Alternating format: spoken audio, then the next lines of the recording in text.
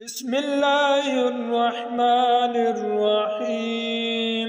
حضرت عبداللہ بن عمرو بن عاص رضی اللہ تعالی عنہ سے روایت ہے کہ رسول اللہ صلی اللہ علیہ وآلہ وسلم نے ان سے فرمایا، سب نمازوں میں اللہ تعالیٰ کو داؤد علیہ السلام کی نماز بہت پسند ہے، اور سب روزوں میں اللہ کو داؤد علیہ السلام کا روزہ سب سے زیادہ پسند ہے۔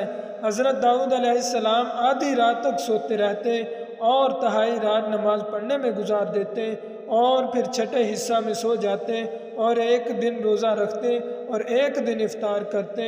مسروق بیان کرتے ہیں کہ میں نے حضرت عائشہ رضی اللہ تعالیٰ عنہا سے سوال کیا کہ نبی کریم صلی اللہ علیہ وآلہ وسلم کو کون سا نیک عمل بہت پسند تھا؟ انہوں نے کہا، جس پر ہمیشگی کی جائے، یعنی جو ہمیشہ ہوتا رہے۔ میں نے پوچھا، رات کو آپ صلی اللہ علیہ وآلہ وسلم کب اٹھتے تھے؟ انہوں نے کہا، جب مرغ کی آواز سنتے۔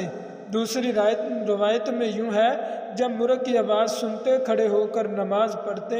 حضرت عائشہ رضی اللہ تعالی عنہا نے بتلایا، انہوں نے اپنے یہاں سحر کے وقت رسول اللہ صلی اللہ علیہ وآلہ وسلم کو لیٹے ہوئے پایا۔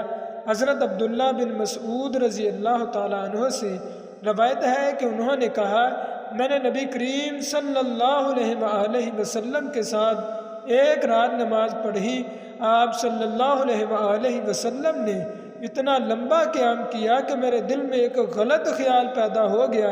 ہم نے پوچھا، وہ غلط خیال کیا تھا؟ آپ رضی اللہ تعالیٰ عنہ نے فرمایا، میں نے سوچا کہ میں بیٹھ جاؤں اور نبی کریم صلی اللہ علیہ وآلہ وسلم کا ساتھ چھوڑ دوں۔